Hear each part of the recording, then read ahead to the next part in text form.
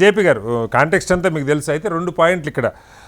అసలు జడ్జిమెంట్ వచ్చిన దాని మీద, ఇందాక మాల్యాద్రి గారు కూడా అదే చెప్పారు, జడ్జిమెంట్ వచ్చిన దాని మీద అవసరమైతే విస్తృత ధర్మాసనంకి వెళ్ళాలి, కానీ జడ్జిమెంట్లో ఆల్రెడీ స్పష్టత వచ్చిన అంశాల మీద కూడా రాష్ట్రపతి అడ్వైజరీ జ్యూరిస్డిక్షన్ కింద అడిగారని చెప్పి ఆర్టికల్ 143 ఉపయోగించి, అలాగే కొన్ని ఊహాజనితమైన ప్రశ్నలు కూడా క్యాబినెట్ మంత్రిమండలి నిర్ణయాలను గవర్నర్ ఆమోదించాలి, ఇలాంటి కొన్ని క్వశ్చన్స్ కూడా ఆ 14 క్వశ్చన్స్లో ఉన్నాయని చెప్పారు.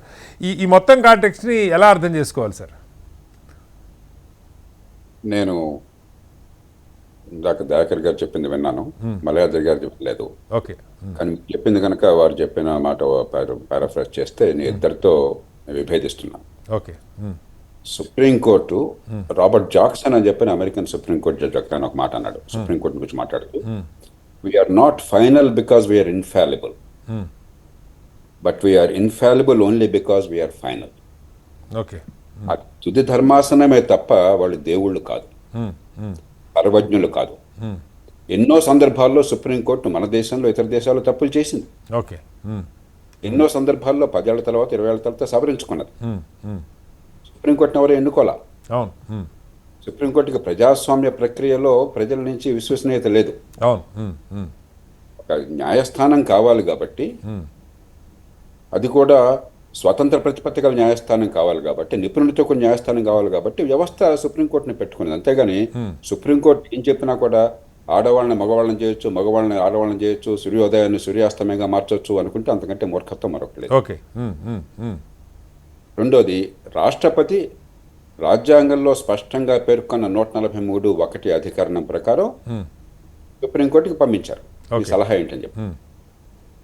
రాష్ట్రపతి ఆషామాషి కాదు, రాష్ట్రపతి దేశాధినేత. భారత పార్లమెంటు, రాష్ట్రాల శాసనసభలు సంయుక్తంగా ఎన్నుకున్న అధినేత.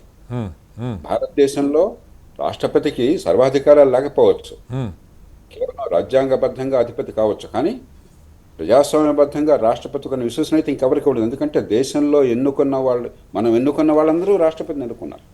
అంటే ప్రజాస్వామ్యానికి సంకేతం, సార్వభౌమత్వానికి సంకేతం, దేశ రాజ్యాంగానికి సంకేతం రాష్ట్రపతి. అది సుప్రీంకోర్టు న్యాయమూర్తి కాదు, మంత్రి కాదు, ఎమ్మెల్యే కాదు, అధికారి కాదు. మనకు ఆ స్పష్టత ఉండాలి. కాబట్టి రాజ్యాంగ పరిధిలో అది కోరారు. మూర్తి, నేను సుప్రీంకోర్టు స్వతంత్ర ప్రతిపత్తిని, న్యాయ వ్యవస్థ స్వతంత్ర ప్రతిపత్తిని గౌరవించేవాడిని, నమ్మేవాడిని. ఎందుకంటే ఎమర్జెన్సీలో నా జీవితం, నా ఆలోచన, సమాజం పట్ల అవగాహన మరింత బలపడింది. కానీ సుప్రీంకోర్టే సర్వాధికారం అన్నది, రాజకీయాన్ని పూర్తిగా నేను విస్మరిస్తాను, రాజకీయం అంటే చాలా దుర్మార్గం, కుళ్ళు, లేకపోతే అధికార యంత్రాంగం పనికిరారు, దేశంలో ఇంకెవరు పనికిరారు, సుప్రీంకోర్టులో తాత్కాలికంగా ఉన్న వాళ్లే గొప్పవాళ్ళు అన్నట్టయితే అంతకంటే ప్రమాదం దేశాలకు ఇంకోట్లేదు. సుప్రీంకోర్టు ఖచ్చితంగా రాజ్యాంగ పరిధిని అతిక్రమిస్తున్నది. ఉదాహరణకి సుప్రీంకోర్టు జడ్జిల నియామకం ప్రపంచంలో ఎక్కడా కూడా దాన్ని ఎవరు సహించరు. ఏ రాజ్యాంగ పరంగా నియమింపబడిన ఏ వ్యక్తి అయినా సరే, ఎక్కడైనా సరే, ఏ స్థాయిలో అయినా సరే, ప్రత్యక్షంగానో పరోక్షంగానో ప్రజలకు జవాబుదారీ కావాలి. ప్రజలు భారతదేశంలో ఎన్నుకుంటున్న ఏకైక సభ చట్టసభ, రాష్ట్రంలో కానీ జాతీయ స్థాయిలో కానీ. అయితే ఆ సభకి ప్రత్యక్షంగా జవాబుదారీ కావాలి, లేకపోతే పరోక్షంగా జవాబుదారీ కావాలి. సభ కానీ, సభ ఏర్పాటు చేసిన ప్రభుత్వానికి. అదేం లేకుండా మమ్మల్ని మేయర్ నియమించుకుంటాం, రైట్ సార్. మీరు జేపీ గారు, మీరు చాలా సందర్భాల్లో కొలీజియం కరెక్ట్ గా మనం ఆ అంశం వచ్చినప్పుడు దాన్ని స్పష్టంగా అలాగే మాట్లాడుకుంటున్నాం జేపీ గారు. ఈ నేపథ్యాన్ని చూడాలి మనం. ఓకే. రాజ్యాంగం ఏమేం చెప్పింది?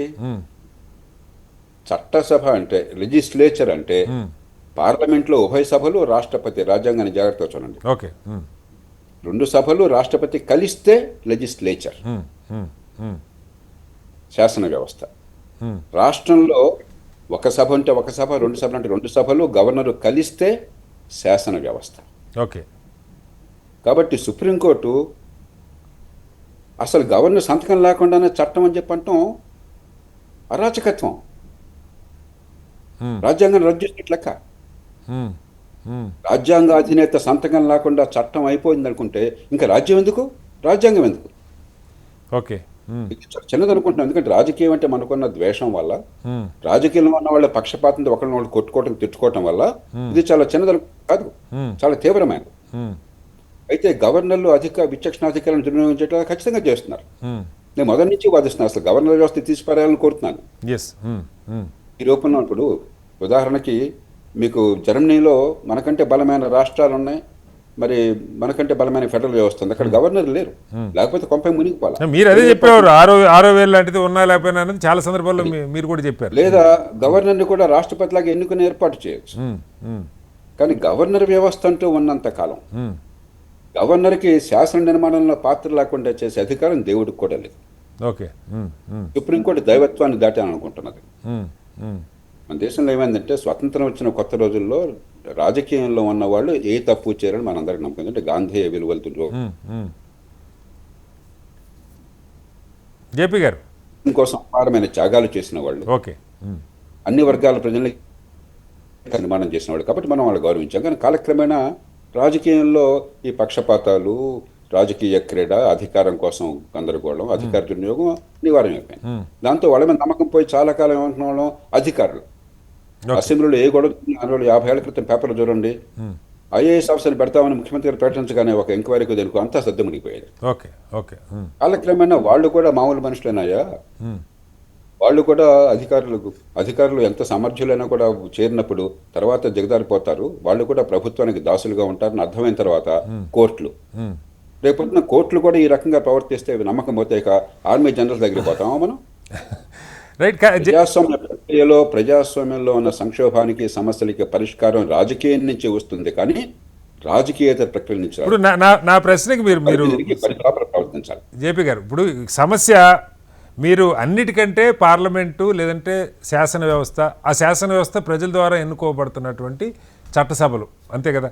ఆ చట్టసభలు ఏమాత్రం ప్రజాస్వామ్యాన్ని నమ్మితే ఇక దానిలో వివాదానికి ఆస్కారం. నేను దానికే వస్తున్నాను సార్. ఇక్కడ ఆ చట్టసభలు రాజ్యాంగ పరిధికి లోబడి తీర్మానాలు చేసి, బిల్లులు చేసి గవర్నర్ గారికి పంపితే, లేదా రాష్ట్రపతి గారి దగ్గరికి పంపితే, సంవత్సరాల తరబడి వాటిని పెండింగ్ పెట్టుకుంటే, ఎన్ని సందర్భాల్లో ఎంత చర్చ జరిగినా గవర్నర్లు పూర్తిగా కేంద్రంకి తొత్తుల్లాగా వ్యవహరిస్తుంటే, కొన్ని సందర్భాల్లో రాష్ట్రపతులుగా ఉన్న వాళ్ళని మనం అనలేకపోవచ్చు, కానీ their head of the state అయితే కావచ్చు, కానీ ఉద్దేశపూర్వకంగా జరుగుతుంది. న్యాయ వ్యవస్థలో లోపాలు ఎలా ఉన్నాయి, అక్కడ కూడా లోపాలే ఉన్నాయి. ఆ పదవులకి ఔన్నత్యాన్ని పెంచిన వాళ్ళు ఉన్నారు, పదవుల కిరీటం అయిన వాళ్ళు కూడా ఉన్నారు కదా.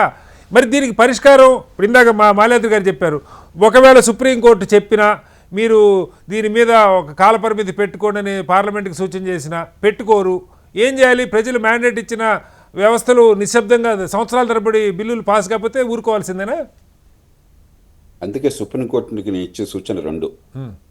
ఒకటి, ప్రజాస్వామ్యంలో, రాజకీయంలో ఉన్న లొసుగులుగా పరిష్కారం సుప్రీంకోర్టు కాదు, మీ పరిధి లోపల మీరు ఉండండి. రెండు, ఫిజిషియన్ హీల్ దై సెల్ఫ్. ముందు నీలో ఉన్న సమస్యల్ని, నీలో ఉన్న పొరపాట్లను సవరించుకో, సమాజాన్ని సవరించే ముందు. ఓకే, రెండు పాటిస్తే మంచిది.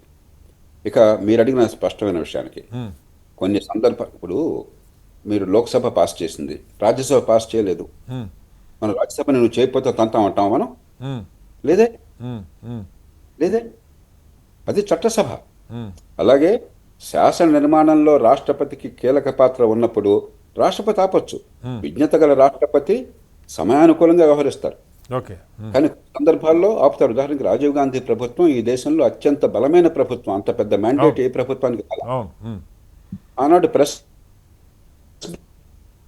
మరి పత్రికా స్వాతంత్రాన్ని హరీష్ చేస్తున్నారని కొంత ప్రతిఘటన వచ్చినప్పుడు గియాని జైల్ సింగ్ గారు, రాజీవ్ గాంధీ గారు ఇందిరాగాంధీ గారు పెట్టినటువంటి రాష్ట్రపతి, ఆ కుటుంబానికి విధేయంగా ఉన్న రాష్ట్రపతి, ఆయన బిల్లు ఆపేసి సంతకం పెట్టలా.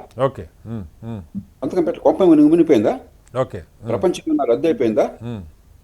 ఏం కాలే. మరి సుప్రీంకోర్టు 30 ఏళ్ల పాటు జడ్జిమెంట్లు కూడా కూర్చుంటే ప్రపంచం మునిగిపోలేదు కదా. దానికి మేమేం చేయాలా? కోర్టు తీర్పు పైన ఇచ్చినట్టు రాష్ట్రపతి గారు ఒక ఆర్డర్ ఇవ్వాలా? కొన్ని సందర్భాల్లో ఆలస్యం అవసరం. రాష్ట్రాల విషయం కొంచెం తేడా ఉంది. ఎందుకంటే గవర్నర్ నియమించబడ్డ వాళ్ళు, వాళ్ళకి వేరే రకమైనటువంటి లెజిటిమసీ లేదు. రాష్ట్రపతి నియమించారన్న లెజిటిమసీ తప్ప పైనుంచి వచ్చిన వాళ్ళు ఫెడరల్ వ్యవస్థ. కాబట్టి గవర్నర్లకు కూడా సంతకం లేకుండా చట్టం అన్నది పూర్తిగా అది ఏ రకంగా చూసినా రాజ్యాంగ విరుద్ధం. కానీ గవర్నర్లు కాలయాపన చేయవచ్చు అన్నది వివాదాస్పదం. ప్రస్తుతం ఏంటి పరిస్థితి? అయితే తిరిగి పంపించవచ్చు, ముఖ్యమంత్రి గారికి చెప్పి, లేకపోతే శాసనసభకి ఒక సందేశాన్ని పంపించవచ్చు, లేకపోతే రాష్ట్రపతికి నివేదించవచ్చు. అవకాశం ఉన్నప్పుడు గవర్నర్ ఎప్పుడు బిల్లు ఆపొచ్చు, ఇది రాజ్యాంగ విరుద్ధమైన, అప్పుడు రాష్ట్రపతికి నివేదించండి. ప్రభుత్వం మీ మాట అనకుండా ఆ బిల్లును పాస్ చేస్తే అసెంబ్లీలో రాష్ట్రపతి నివేదించండి. అది అవకాశం ఉన్నప్పుడు గవర్నర్ల కాల పరిమితి పెట్టడానికి ఆలోచన చేయొచ్చు మనం. కానీ సంతకం లేకుండా చట్టం అన్నది ఖచ్చితంగా సుప్రీంకోర్టు అన్ని రకాల పరిధులను ఆక్రమించి నేనే రాజ్యము, మిగతా అందరూ నా ఆదేశాన్ని లోపల ఉండాలని చెప్పిన అహంకారాన్ని ప్రవర్తించి, నేను చాలా ఆచితూచి మాట్లాడుతున్నాను ఈ భాష, నేను ఊరికే మాట్లాడలా. ఎస్, న్యాయస్థానాల పట్ల గౌరవం ఉన్నవాడిని, అదే ఒకసారి దయాకర్ గారు ఇస్తాను దయాకర్ గారు మళ్ళీ తీసుకుంటాను, జేపీ గారు మాట్లాడి మళ్ళీ ఒకసారి క్విక్గా దయాకర్ గారు, విఠల్ గారు, మీరు మీ సందేహాలు అడిగే ముందు డిబేట్లో ఒక చిన్న